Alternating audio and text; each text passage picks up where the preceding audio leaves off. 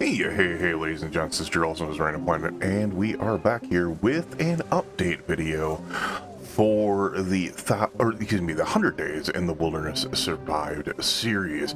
As you can see, we are kind of speeding things up a little bit because I didn't want you guys to have to go through everything that would be happening with me going through days and days of foraging.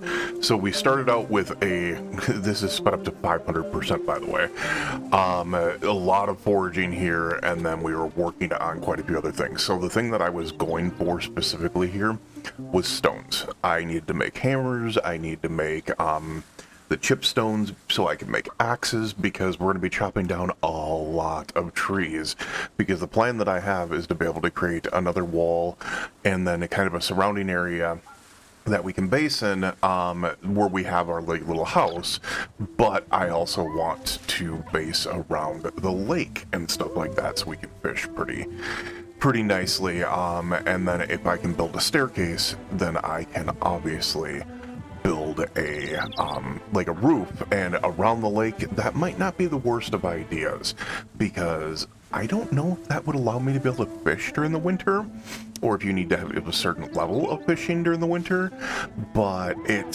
is what it is. I just need to figure it out.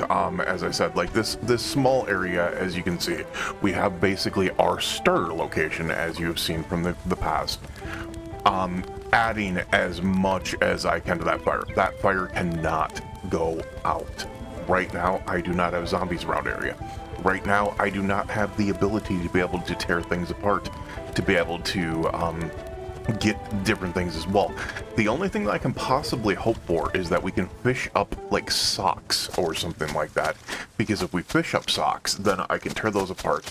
We can have some rip sheets, which will allow us to be able to restart a fire if it does have an issue. But as of right now, we only have that dowel magazine, and that is it. So that fire cannot go out. So I pile a lot into that fire. Right now, what you're seeing me do is make rope.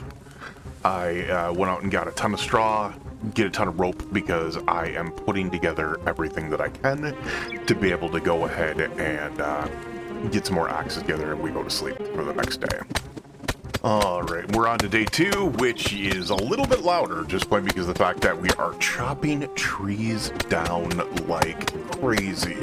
And the fact that we are chopping those trees is going to hopefully get everything together. I do go through quite a few axes during this period of time. However, I also do get a level of maintenance, which seems to help a little bit. I now have gotten to the point, by the time that we do end this, where I'm able to chop down anywhere between 2 and 3 trees before an axe goes, which is about like 8 to 12 logs, which is pretty massive. This allows me to be able to get a lot of things together. I'm throwing all the branches in the fire, throwing all the twigs in the fire and keeping the branches, because the branches are obviously made for our axes and our other tools as well. Starting to realize that the chances of a zombie like wandering in this area probably slim to nil, but I still do want to build a kind of enclosed in area that will help me in that circumstance. And I want that second enclosed in area over there, because if I do get a small amount of zombies that decide to be able to bust down a door, it gives me an extra run of protection before we do get that. So I'm thinking that will be my defense, will be the fact that they would have to bust down multiple doors to be able to get to those locations as well. And as you can see, we just continue tree chopping like crazy. I have a feeling by the time that this series is done for the 100 days, we're going to have like a little small town built, on top of the fact that we will probably have this area pretty deforested. Now, I'm not just going to stick in this area. There are plans in the next episode to actually take another campfire kit, which I do have that other campfire kit that's sitting out there. And then I am going to travel down that road to the southwest,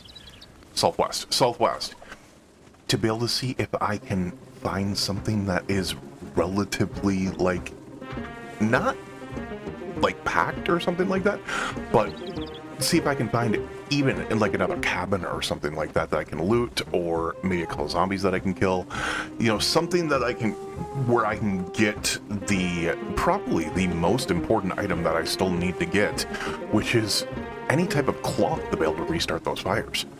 As of right now, they are few and far between. Unfortunately, you cannot use small rope to be able to start a fire, and it does kind of get in the way of the process a little bit. I will say, as we, like, this is the point where you can really start to see that I am chopping down a lot of trees. We are going through quite a bit. I want to say that in this process, we've gone through, we went through that full day there, and then we're going through a dang near full day here. We're already at 1500, which means that we're at 3 p.m. And we are going pretty hardcore at these trees, taking a lot of them down, because the whole plan is, once again, to be able to build another enclosure, a large, like, yard type enclosure, that will allow us to have that secondary line of defense and a way to just be able to have like a little shack over like the fishing area and stuff like that, which I do think will help out quite a bit. Probably the most difficult part of this whole process is going to be getting our carpentry well up there, because remember, with the dowel process, you do need higher carpentry levels to be able to build things. So I believe the normal stairs process would be, I believe, like level 6 or something like that. In order to build stairs with the dowels, I believe it's like 7 or 8, and if that's the case, we need to go through and really harvest that wood, get walls up, start with the level 1 walls, upgrade them level 2, upgrade them level 3, basically take advantage of everything that we could possibly do to be able to get a little bit more XP, saw logs, get everything together, make more axes. That's why I sped this up like crazy, and yeah, let's just say there's going to be a lot of there's going to be a lot of things that'll be added in. I will say we'll probably do a little bit of off video farming, at least with the maybe the tree chopping and stuff like that, because what I want to do is I want to get those options there. As you can see, though, I started building over by the fishing location. We made a little bit of a dock, and that dock will allow us to be able to get further out. If I can build like a little shack over that area, and I can build like a fishing hole in the essence right there, I might be able to fish during the winter.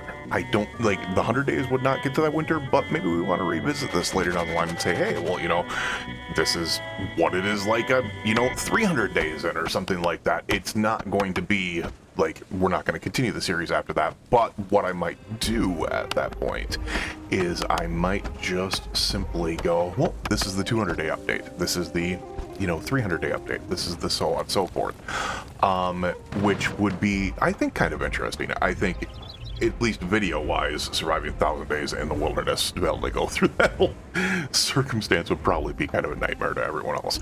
I did experiment with dried berries a little bit. It's very, very hard to do because you have to have berries of the same type, and we are on to day 3 now, which I really focused on fishing. We cleaned ourselves up a little bit. It was finally gave ourselves some hand wash, some face wash, some clothing wash, and then it was a lot of fishing, and we fished a lot. I will say, we did gain a couple levels in cooking, which was quite nice. Unfortunately, it also took a lot of time up just to be able to get that fishing up there. Now, we are getting to the point, I believe we hit level 2 in this process. As you can see, Foraging is already up to almost level 8. Like, level 7 is almost finished, where Carpentry is working on level 5. Hopefully we get there pretty soon. So I think we're actually doing pretty good in the process of what we set out to do, which is being self-sufficient in the wilderness, being able to build a area that could be defensible, and then also has everything that we could possibly use to be able to survive through winter. I don't think that is a foregone conclusion until we can get stairs built. And here's the thing, is if I can build stairs, I can build those roofs. I do not want to fully enclose an area in, because remember that my character has agoraphobia, which means super panic, which means not able to sleep when we are in enclosed areas there. But I would like to be able to have a roof over our head, so when it does snow, when it does rain and stuff like that, we do have an area that can be a little bit more precise, I guess you could say. We did get our first pair of socks. As you can see, we laid out, we're going to be laying out all the shoes that we capture, or I should say that we fish up, over there, just to be able to show you how many shoes there are. I'm thinking of getting all the axes, putting them together, all the tools that bust, put them together in like a pile, just so we can kind of show you exactly how much of a process this was to be able to go through. We're cooking all these fish. What I'm doing is I'm cutting them up into fillets first. The reason why I cut them up into fillets first is because the way that cooking works in Zomboid is it's not what you cook, it's the amount of what you cook. So if you cook something prior and then you cut it into fillets, you don't get as much experience as if you were to fillet it and then cook all those processes as well. So we move on to day 4 of this, and day 4 of this episode, I should say. And we get back to fishing, and it gets quite foggy out. And I'm sitting there going, like, the paranoid part of me is going, oh my god, like, out of the middle of nowhere, zombies could come up behind me, and I would have no idea that they are going to be coming. But I was like, well, especially since I'm seeing it up at this point, we're doing the fishing and stuff like that, I'm kind of trying to figure out, maybe this, we got through it. That, to me, proved, along with the helicopter event, not bringing anything in, that we are far enough out, especially the areas that I've explored, and not run into a zombie yet, that we will probably never run into a zombie unless we go to a location where they are at themselves. Anyways, what we do is we continue going back to fishing as we're just going through this whole process of trying to get everything together that we can.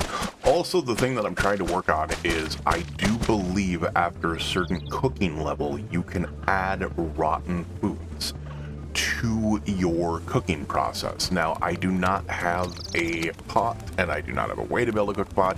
I don't know. If you guys do know down in the comments if there's a certain fishing level or there's a certain level of cooking that you think will help me out in this process, big time. As you can see, I'm cooking up a lot of fillets of fish here.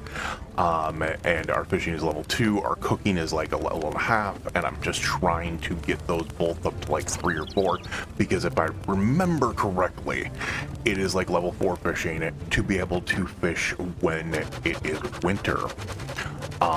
Maybe it's a little bit more. I'm not 100% sure on that. That's the reason why I've saved that rod, is because I don't want that rod and reel to be able to go bad either. So I'm just using the spears while we're at it. And then I also do want to get the cooking up there, because I do know that you get better portion meals.